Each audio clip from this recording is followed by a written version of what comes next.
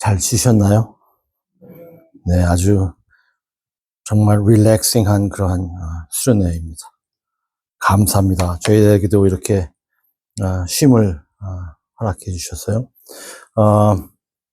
저희들이 그 예배에 대해서 계속 생각하고 있는데 예배에서 이야기하면서 오늘 저녁에는 예배와 가장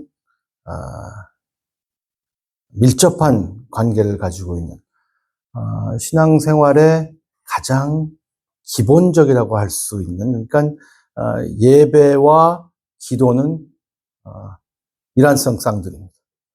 떼어놓을 수 없는 것. 예배와 기도는 떼어놓을 수 없는 것. 그래서 오늘 기도에 대해서 같이 좀 생각하려고 하는데요. 기도에 대한 픽션을 하나 말씀드릴게요. 제가 한국말로 계속 한다면 이 픽션이라는 이렇게 발음하면 안 돼. 픽션을 한번 기도에 대해서 픽션을 한번 말씀드릴게요. 텍사스주 마운트 버넌에 있는 드러먼스라는 술집이 있었다고 합니다. 드러먼스라는 술집이 있었다고 하는데 그 사업을 성장시키기 위해서 건물 확장 공사를 시작했습니다. 큰 술집이 있고, 그리고 그 옆에 교회가 하나 있었는데, 그 교회가 술집이 들어오면 분위기가 안 좋고, 그리고 자녀들에게도 그렇고, 교회 모든 이 성장에, 그리고 사역에 나쁜 영향을 줄 것 같아서, 이 술집이 성장하지 않고 확장하지 않도록 캠페인을 벌였습니다. 문을 다시 열기 한 일주일 전 그들이 열심히 기도한 그러한 가운데에 이제 크게 술집이 멋있게 해줘놓고 일주일 전에 이제 그 개업을 하기 전에, 다시 시작하기 전에 번개가 강타돼서 술집이 완전히 태워져 버렸습니다. 이 술집 주인이 너무나 화가 나서 교회가 직접적이든 간접적이든 자기의 건물을 파괴한 궁극적인 책임이 있다라는 이유로 교회를 고소했습니다. 물론 교회는 이 건물 붕괴에 대한 모든 책임이나 연관성을 강력히 부인했습니다. 그리고 이제 그 재판 날 때에 판사가 원고의 항소장과 피서의 답변서를 주의 깊게 읽었습니다. 그리고 그 판사가 이렇게 말했습니다. 내가 이것을 어떻게 결정하게 될지는 모르겠지만 서류상으로 볼 때에는 한 그룹은 기도의 능력을 믿고 한 그룹은 기도의 능력을 믿지 않는 것 같다라고 판결 내리기 전 말을 했습니다. 기도의 능력을 믿는 그룹은 술집 주인이었습니다. 저 사람들이 기도해서 우리 가게가 번개가 맞았습니다. 교회는 아닙니다. 기도한다고 그렇게 되는 거 아닙니다. 우리의 책임이 아닙니다. 어떻게 이걸 우리의 책임이라고 할 수 있겠습니까? 라고 하면서 강력하게 부인했다라는 이야기가, 우스운 이야기가 있습니다. 여러분들은 이 스토리에 대해서 어떻게 생각하시는지 모르겠어요. 기도에 대해서 무엇을 믿고 계십니까? 기도의 능력을 믿으십니까? 그러면 이 술집, 그럼 이 술집 어떻게 해요? 물어줘야 되는데, 기도가 참 어렵습니다. 기도가 신학적으로도 어렵고요. 그리고 존재적으로도 힘들고, 그리고 실천적으로도 기도는 참 힘듭니다. 제가 정말 존경하는 목사님이 30분 설교는 할 수 있는데 30분 기도는 어렵다라는 말씀을 할 정도로 기도는 어려워요. 자꾸 딴 생각이 나요. 기도할 때마다 여러분 다른 생각이 많이 나시나요? 저는 원래 산만한 사람입니다. 이렇게 산만한 사람이 기도를 하려고 그러면요, 자꾸 다른 생각이 나요. 보통 때는 생각이 안 나던 것도 생각이 막 나서 기도에 집중을 하기가 얼마나 힘든지 모릅니다. 기도는 신학적으로 표현하고 그리고 설명하기도 힘들고 그리고 우리의 실천적으로 굉장히 어려운 것 같아요. 저희들뿐만 아니라 예수님을 따라다니던 제자들도 기도가 무척 어려웠나 봅니다. 그래서 주님께 기도에 대해서 가르쳐 달라고 합니다. 예수님, 요한이 자기 제자들에게 기도를 가르쳐 주셨는데요. 저희에게도 기도를 가르쳐 주세요. 기도를 어떻게 하는 것이고 기도가 무엇인지 모르겠습니다. 그래서 주님께서 이 기도에 대해서 설명을 해 주십니다. 세 가지로 간단하게 본다면, 간단하진 않지만 세 가지로 본다면 주님의 기도에 대해서 그리고 친구의 강청에 대해서 그리고 세 번째는 아버지의 응답에 대해서 저희들이 볼 수 있습니다. 주님의 기도, 친구의 강청, 아버지의 응답입니다. 첫 번째로 주님의 기도를 보면 1절부터 4절까지 제자들이 예수님께 기도하는 법을 가르쳐 달라고 요청할 때 예수님께서 이렇게 말씀하셨습니다. 아버지여 이름이 거룩히 여김을 받으시오며 나라가 임하옵시며. 이 기도는 선포가 아닙니다. 이 기도는 선포하는 게 아니라 요청이라는 점을 유의하셔야 됩니다. 이건 기도입니다. 주님이 가르쳐 주시는 기도는 모두 간구의 기도입니다. 저희들은 이것을 주기도문이라고 합니다. 주님의 기도가 아니라 주님이 가르쳐 주신 기도, 그래서 주기도문입니다. 기도의 샘플을 알려주신 겁니다. 이대로 기도하라가 아니라 이렇게 기도하라라고 하면서 샘플을 알려주셨습니다.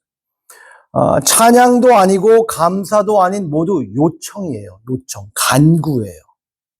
These are all supplications. They're not declarations. They're not praises.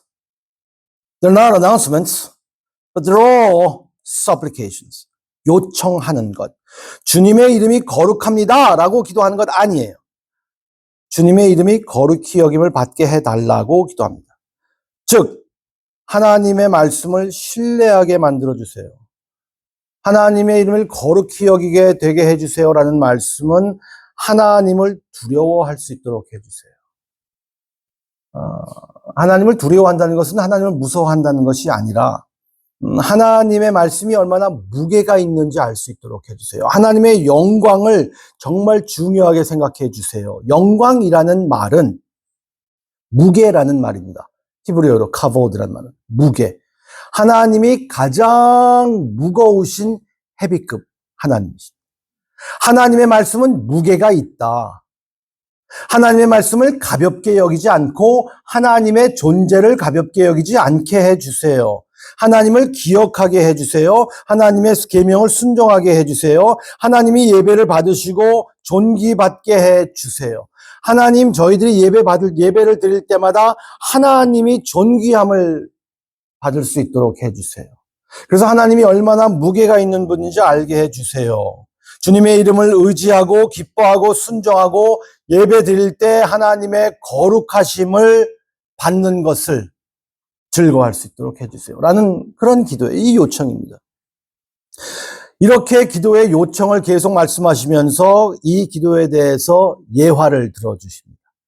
그게 바로 5절부터 10절까지 친구의 강청의 예화입니다. 이 기도에 대해서 이야기로 풀어주시는데요. 한밤중에 침대에 이미 누워 잠을 자는 사람을 등장시키십니다. 예수님께서. 그 시대는 전기가 없었기 때문에 밤중은 정말 밤중입니다. 캄캄한 밤중입니다. 영어 표현으로는 pitch dark라는 표현을 씁니다. 정말 캄캄합니다. 안 보여요. 아마 여기도 이제 나가면 제가 아까 좀 이 산책길을 걸었는데 여기 밤에 오면 정말 무섭겠다라는 생각이 들었어요. 정말 캄캄할 것 같아요.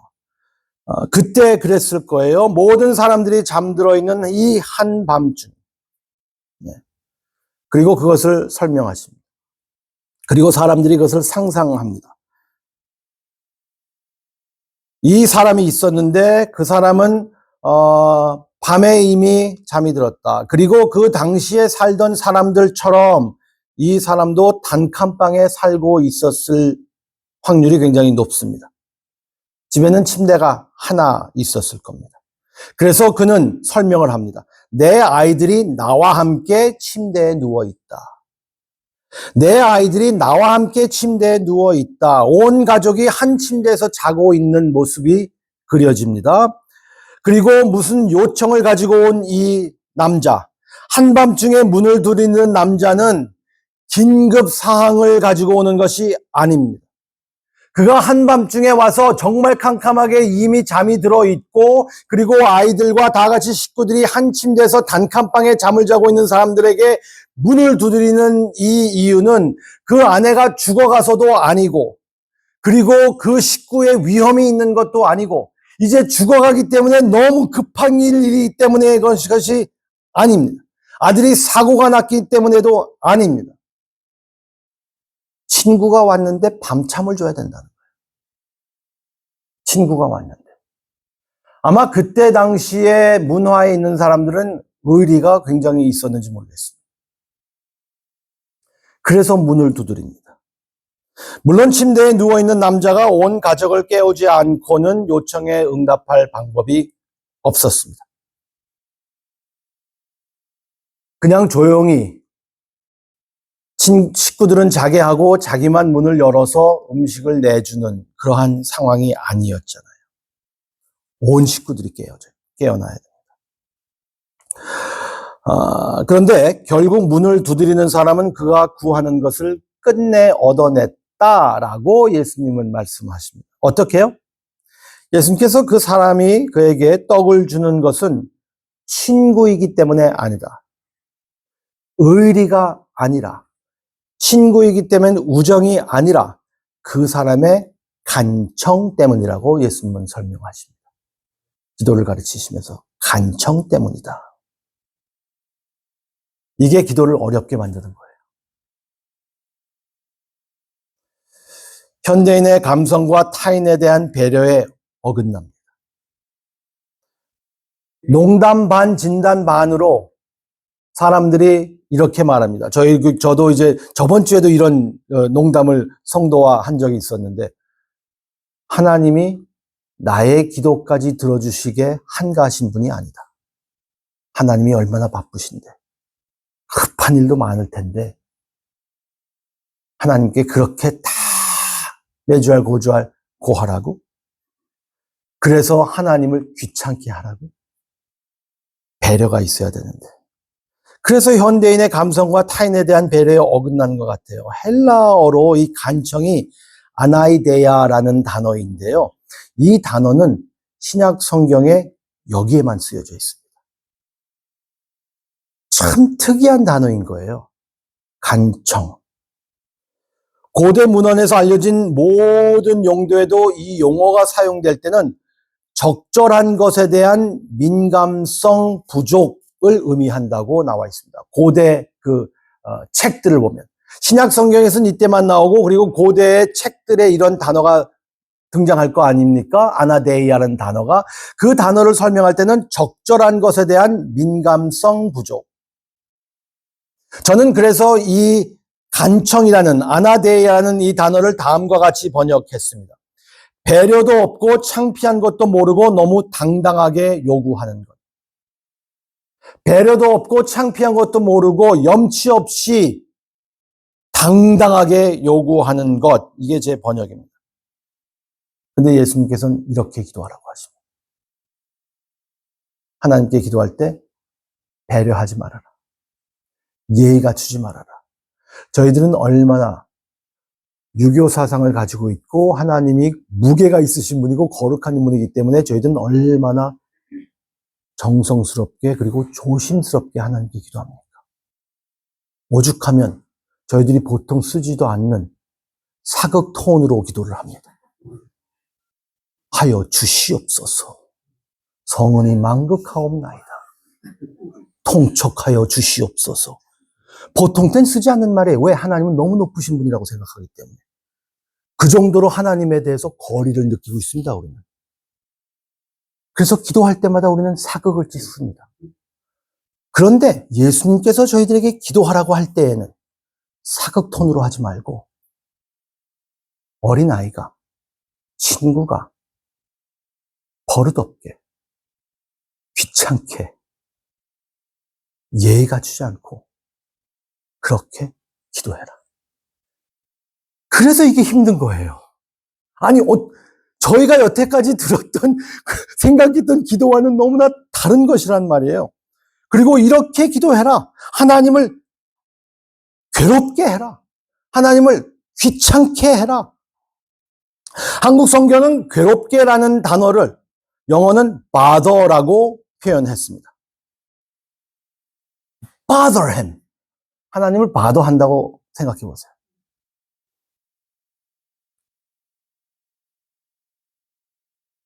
나를 괴롭게 하지 마라고 집안 사람이 그 친구에게 말한 것도 성경에서 그런 의미입니다.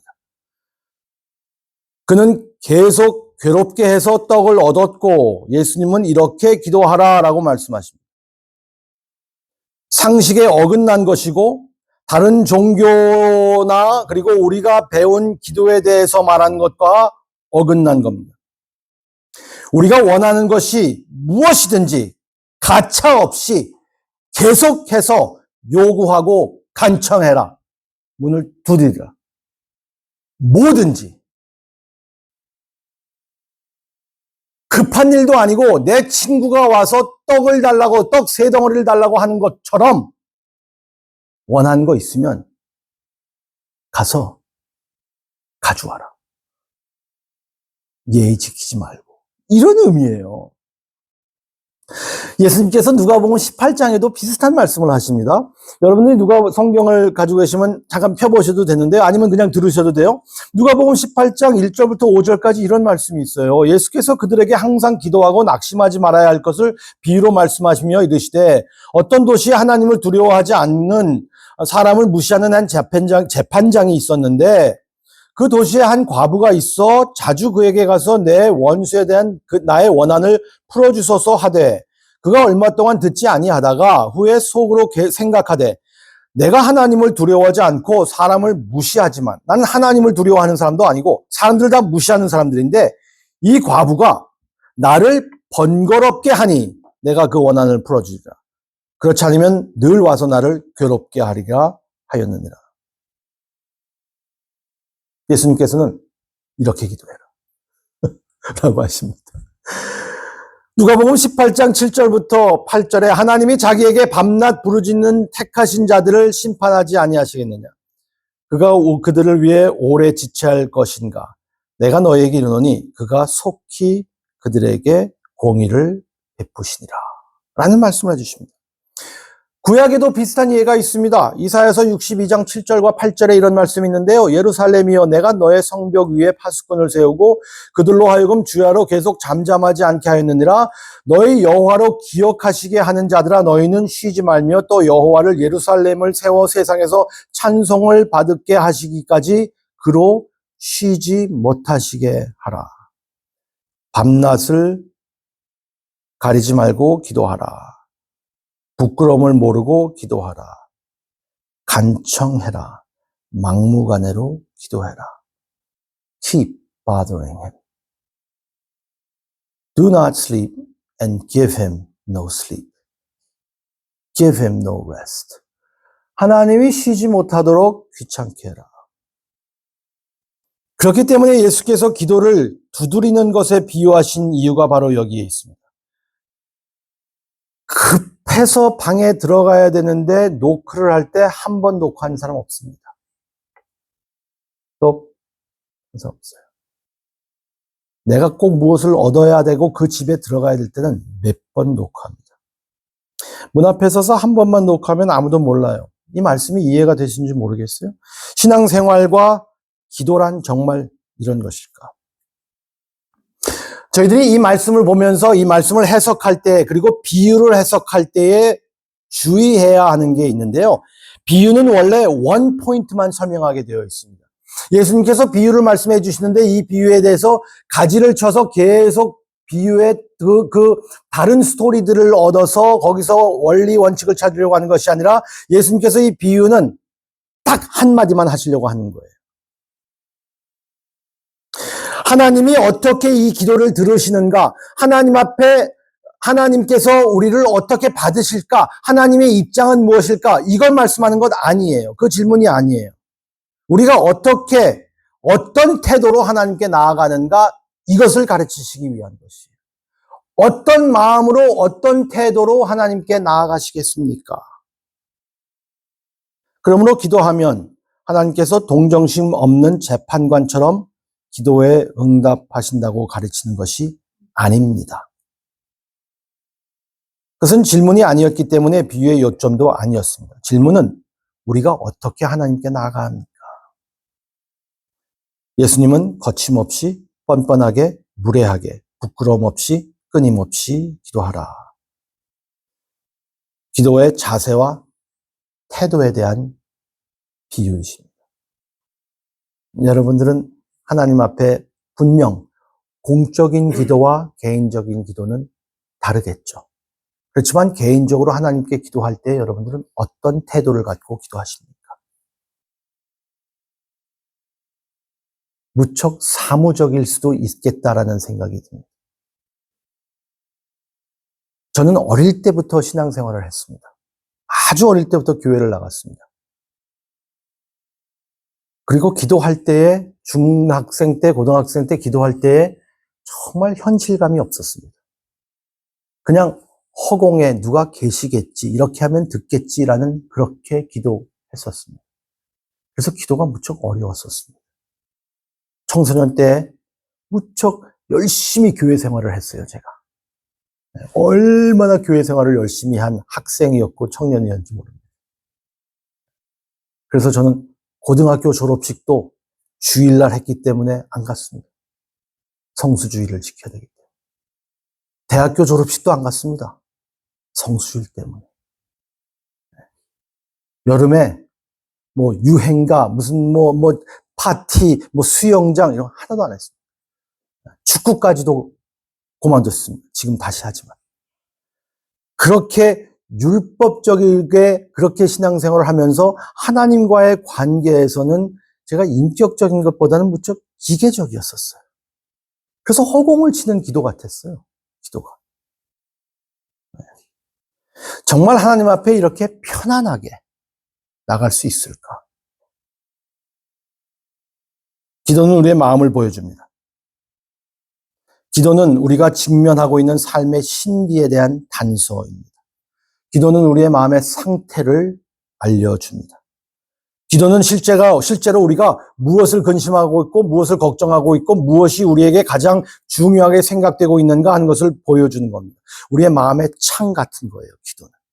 그래서 저는 성도님들과 상담을 할 때에 자주 이런 질문을 합니다. 요새 어떤 기도 제목으로 기도하십니까? 이게 가장 중요할 것 같아요. 기도에 관한 가장 흥미로운 점 중 하나는 기도가 거의 인간 영혼의 리플렉스, 곧 반사작용이라는 것입니다. 무엇을 믿든 아무리 믿지 않더라도 아마 우리는 기도했을 겁니다. 반사작용이에요. 우리가 마음 깊은 곳에 있을 때에 방어력이 무너졌을 때 생각지 않았을 때 아무것도 생각할 수가 없을 때 끔찍한 일이 일어날 때 절망이 빠질 때 저희들은 반응합니다. 당연히 반응하게 되어 있어요. 누가 치면 그리고 반응합니다. 그게 사람이에요. 우리가 가장 인간스럽고 사람다울 때, 가장 연약할 때, 우리의 힘으로 아무것도 할 수 없다는 것을 느낄 때, 바로 그때에 그 사람이 될 때 기도합니다. 아직까지는 내가 무엇을 할 수 있다라고 생각하면 기도 안 해요. 약할 때만 기도합니다. 무력할 때 기도합니다. 우리가 아무것도 할 수 없다라는 것을 생각할 때 기도합니다. 그래서 아마 저는 기도가 그렇게 힘들었는지 몰라요. 저는 죄송하고 부끄러운 말씀이지만 사람들이 보면은 너무나 비웃을 말이지만 정말 제 할머니가 저를 길을 너무 세워줘서 너무 자신만만하고 당당한 사람입니다.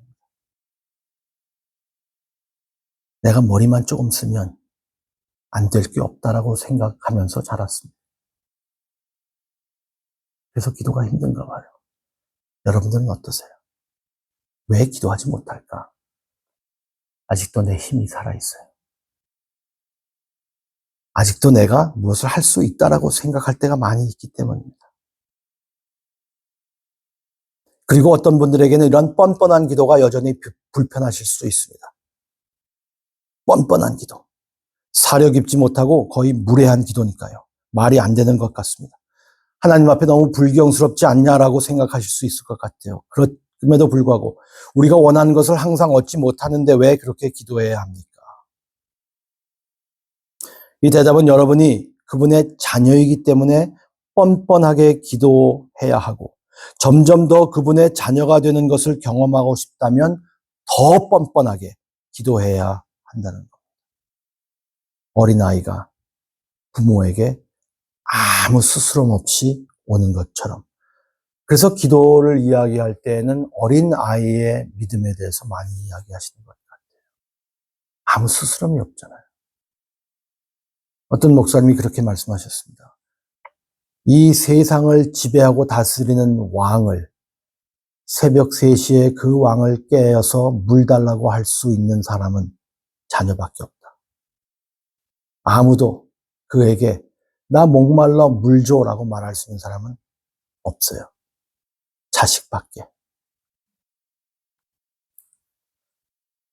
하나님의 자식입니까? 하나님의 자녀라면, 하나님이 우리의 아버지라고 생각한다면 저희들은 그대로입니다. 기도가 왜 신앙의 가장 기본적이고 그리고 기도가 왜 복음적인 것이고 가장 복음을 잘 설명하는 것이냐 하면요. 내 의지로, 내 힘으로, 내 능력으로 내가 갖춘 것으로 하나님께 오는 것이 아니라 저는 아무것도 할 수 없습니다. 이 모습 이대로 오는 것이 바로 기도이기 때문에 그게 바로 아이들이 부모에게 나가는 모습입니다. 여러분, 저희 교회에서 몇 주 전에 부모 자녀 세미나를 했는데요. 거기에 그 아동 심리학을 하는 심리학 박사님이 오셔서 이런 질문을 했습니다.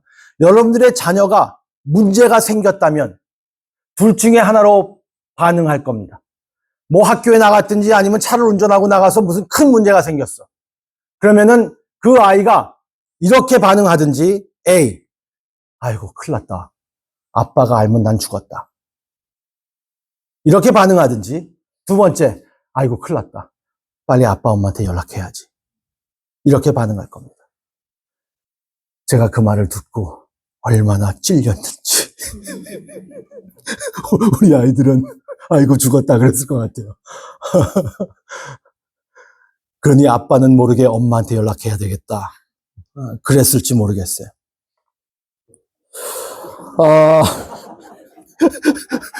저랑 비슷한 분이 여기 분명히 계실 거예요. 제가 아들이 셋이에요. 아들이 셋. 33, 31, 27. 이제 요번 달에 27 되는 애예요. 33, 31, 27. 그 아이들이 어릴 때, 모든 것을 다 엄마에게 질문을 합니다. 엄마랑 아직도 무척 친합니다. 저에게는 딱 한 가지 질문이 언제든지 있습니다. Where's mom?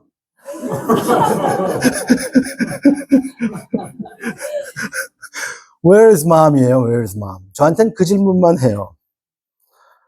그래도, 주님이 저를 사랑하시니까 그렇게 살고 있습니다. 하나님께서 우리들을 대하실 때, 우리가 하나님을 대할 때에 이런 어린 아이 같은 모습으로, 아이고, I'm in trouble. 하나님께 가야 되겠다라고 해야 되는데, 콧물 있는 대로 그대로, 삶에 압도된 그대로, 방황하는 모습 그대로, 지저분한 모습 그대로 아버지께로, 부모님께로, 엄마에게 가는 것이 부모와 자녀의 관계에 아주 자연스러운 관계인데, 그것을 가지고 하나님과 우리의 관계를 아버지, 자녀로 하나님은 풀어주셨는데, 우리가 문제가 생길 때 우리는 어떻게 합니까? 우리가 닦아요. 막. 그리고 다 닦은 다음에 옷 차려입고, 그리고 하나님께로 올바로 서야 된다고 생각합니다. 이건 복음이 아니죠. 그리고 기도의 모습도 아닙니다. 제 이해와 기도 생활을 근본적으로 형성한 책이 있어요. A Praying Life라는 책입니다. 한국말로도 번역됐어요. 일상의 기도라는 책이에요. 폴 밀러라는 분이 쓰신 일상의 기도라는 책인데요. 여러분들 관심 있으시면 꼭 한번 보세요. 일상의 기도. 네, 폴 밀러. 그 책에서 소개하는 것이 바로 제가 이야기하는 것에 많은 영향을 준 글입니다. 어린아이가 운동장에서 놀이터에서 놀다가 무릎이 깨지고 콧물이 나고 코피가 날 때에 도움이 필요해서 엄마에게 뛰어옵니다. 인생에 어렵고 힘들고 그리고 저희가 압도될 때에 저희들 아버지께로 뛰어갑니다. 그러한 마음으로 우리가 기도해라 라고 주님께서는 이렇게 가르쳐주고 있는 거예요. 간청해라. 아나데이아. 네.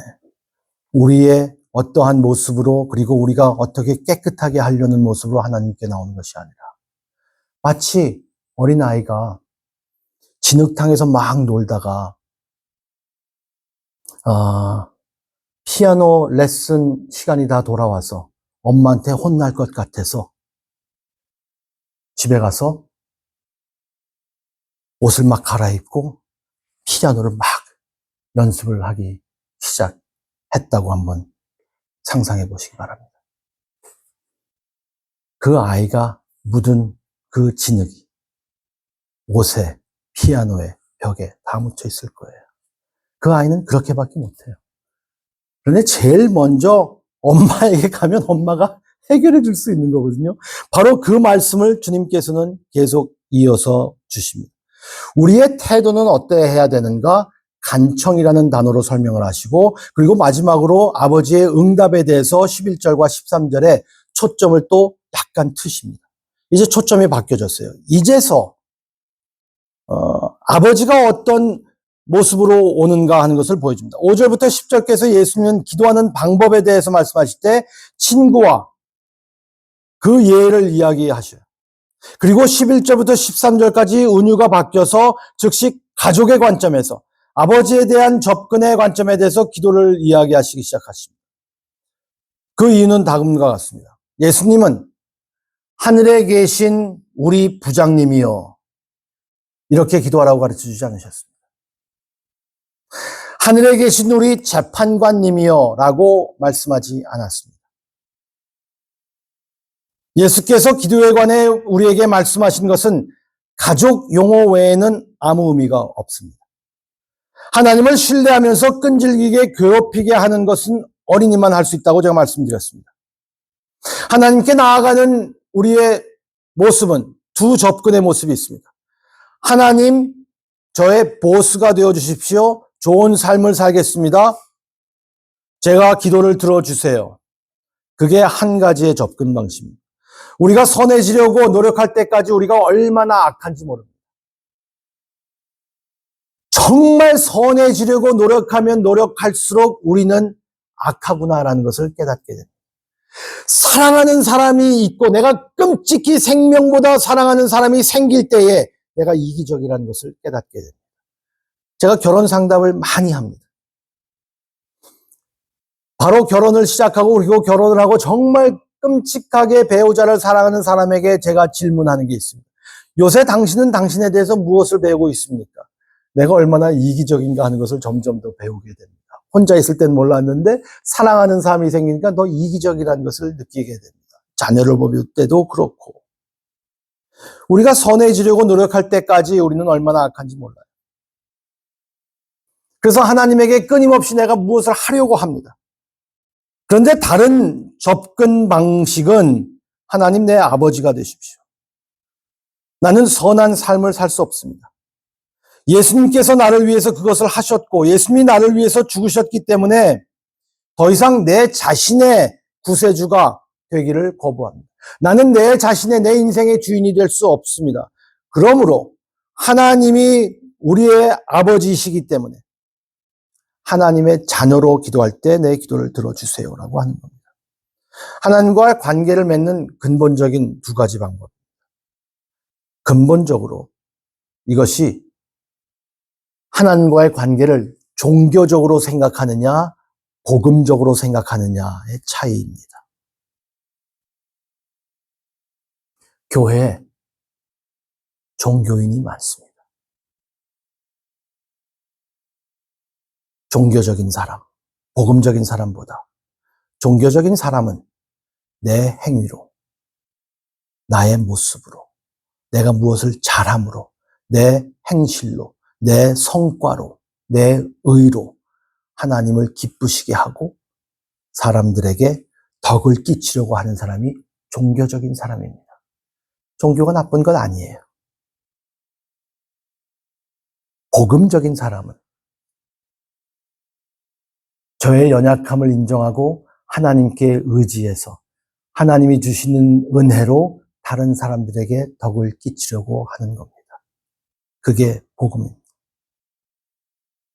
완전히 다르잖아요.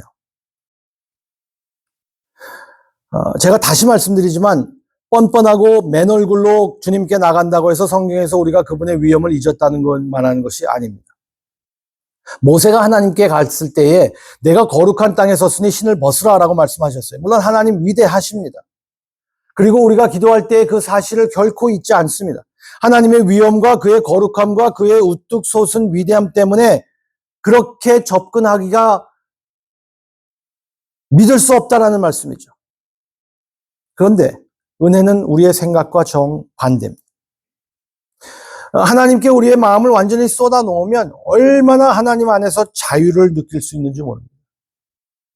왜 그럴까요?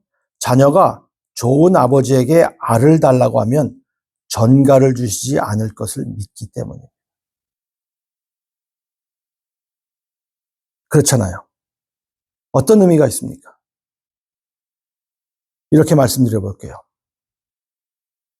자녀가 여러분들에게, 부모님에게 전가를 달라고 하면 좋은 엄마 아빠가 전가를 주시겠습니까? 엄마 아빠, 내가 버릇없게 아나데이아 배웠어. 아나데이아 배웠으니까 간절한 마음으로 내가 정말 엄마 아빠한테 바라는 게 있어. 들어줘. 두드리라 하면 들어주신다 그랬어. 그러니까 나한테 독약 좀 줘. 그러면 아버지가 그래, 나에게 그렇게 스스럼 없이 그렇게 예의 갖추지 않고 편하게 오는 모습이 너무 좋다. 너는 정말 나를 그렇게 스스럼 없게 편하게 생각하는구나. 나를 두려워하지 않고 정말 애정이 많은 아버지로 어머니로 생각하는구나. 그래, 복 줄게. 이런 부모가 있겠냐는 말이에요. 이 말씀이. 아빠, 엄마는 그렇지 않습니다. 알라딘의 램프를 5살 아이에게 주었다고 한번 상상해 보십시오. 그리고 그 알라딘이 램프를 주면서 이 요술 램프가 있으니까 3가지 소원을 말해봐. 무엇이든지 말해봐. 무엇이든지 3가지만 소원을 말하면 다 들어줄게 라고 했다면 5살짜리 아이가 알라딘의 램프를 만지면서 3가지 소원을 말할 것을 알게 된다면 여러분들은 어떻게 하시겠습니까? 5살짜리 자녀가 있는데 얘가 말하는 대로 3가지를 얻을 수 있어요. 그렇다면 여러분들은 어떻게 하시겠습니까? 근데 얘를 따로 데려가갖고 강남 빌딩 말할 수 없어요. 그 말 못해요. 그냥 얘가 말하도록 내버려둬야 돼요. 얼마나 답답하시겠습니까? 야, 이 3가지 달라 그랬는데 뭐 말도 안 되는 것 이야기할 거예요 아마. 강남 빌딩 얘기 안 할 거예요. 네. 어디 주식 얘기 안 할 거예요 분명히. 그리고 좌절할 겁니다. 5살짜리 아이가 원한 것을 받았다면 여러분들은 미쳐서 발작 뛸 겁니다. 모든 것을 얻을 수 있었는데. 그래. 아이패드 평생 가지고 살아라 이놈아.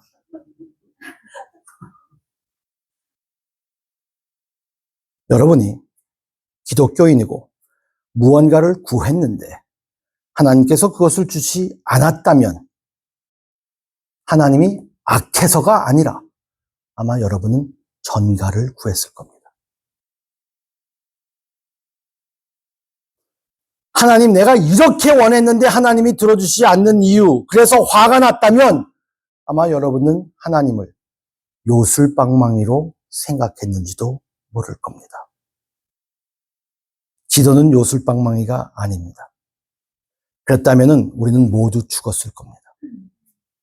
우리 자신을 죽이지 않았다면 다른 사람도 다 서로 죽였을 거예요. 여러분 한번 상상해 보세요. 신앙생활 10년, 20년, 30년 하신 분들 한번 상상해 보세요. 그때마다 기도했는데 하나님이 그것마다 제깍제깍 들어주셨다고 한번 상상해 보세요. 지금 행복하시겠어요? 그때 그 기도 안 들어주신 게 너무 감사하죠. 몰랐잖아요, 그때. 돌아보니 그게 아니었구나. 알 수 있잖아요. 여기 우리 신앙의 인생의 선배님들 여기 계십니다.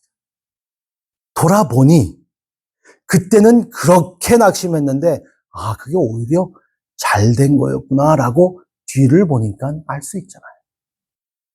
하나님께서 기도를 응답하지 않으신 이유는 우리가 기도를 안 했기 때문이 아니고 기도가 잘못된 것도 아니고 하나님이 악해서도 아니고 하나님의 주권이 그것도 아니고 하나님께서 우리를 너무나 사랑하시기 때문에 우리가 원했던 전갈, 우리가 원했던 뱀, 우리가 원했던 독, 그것을 하나님께서 막아주시는 거예요.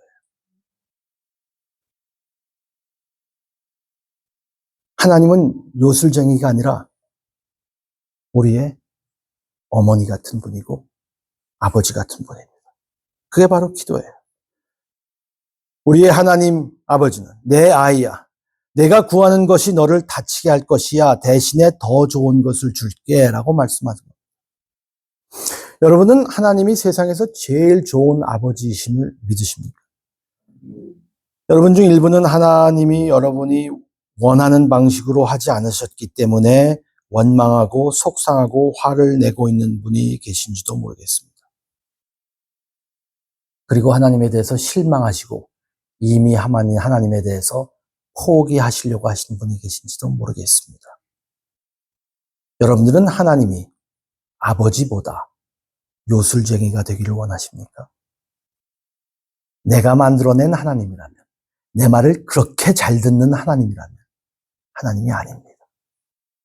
내가 하나님이죠. 그래서 저희들은 신앙생활하기가 그렇게 힘든 거예요. 신앙생활이요, 정말 힘들어요. 왜냐하면 나보다, 내 인생에 나보다 절대적인 자를 인정해야 하는 것이거든요. 기도는 가족 조건에서만 작동합니다.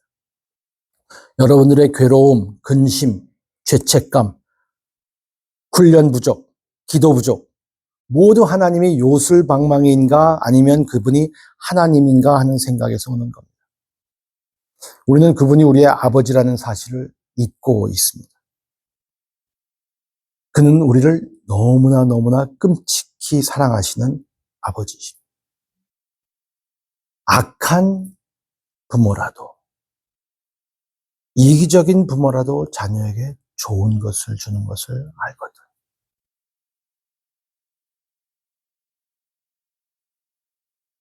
하물며 너희 하늘 아버지께서 구하는 자에게 성령을 주시지 않겠느냐. 그분은 우리의 정리되지 못한 삶과 어린아이 같은 기도를 받을 것입니다. 그렇게 기도하라고 하십니다. 근데 하나님이 알아서 가장 좋은 것을 주십니다. 한 기도의 예화, 비유는 무턱대고 기도해라. 무턱대고 하나님께 나가라. 떼쓰듯이 나가라. 두 번째 기도의 예화는 그걸 다 알아서 하나님께서 가장 좋은 것으로 주실 것이다. 그러니 기도할 때에 이게 하나님의 뜻입니까? 하나님의 뜻이 아닙니까? 하나님의 뜻대로 기도해야 되는데 이게 하나님의 뜻이 안 맞으면 어떡하지? 그렇게 걱정하지 말고 무조건 기도해라. 그래서 우리는 하나님의 뜻대로 기도해야 된다는 그 강박감정이 너무나 있어서 꼭 마지막 기도 때는 그 말을 해야지만 그래도 마음이 편한. 그렇지만 제 뜻대로 말고 하나님의 뜻대로 하여 주시옵소서. 이 말을 해야지만 그래도 좀 양심이 살아있는 것 같은 생각이 들 때가 있어요. 그러셔도 되고 그러지 않으셔도 돼요.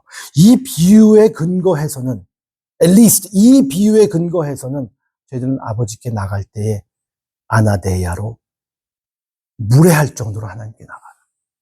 하나님 이거 주세요. 그래서 저는 저의 물질적인 그리고 육체적인 그리고 교회적인 모든 것들을 하나님께 그냥 무조건 아뢰옵니다. 그리고 하나님께서 주시는 것은 가장 좋은 것으로 주실 것을 믿는 거죠. 왜냐하면 기도는 저의 기도의 행위에서 비롯되는 것이 아니라 기도의 결과와 기도의 그 모든 것들이 저의 기도라는 행위에서 비롯되는 것이 아니라 기도는 아버지와의 관계에서 비롯되는 것이기 때문에 가장 좋으시고 선하신 분이기 때문에 저희를 너무나 즐거워하시는 분.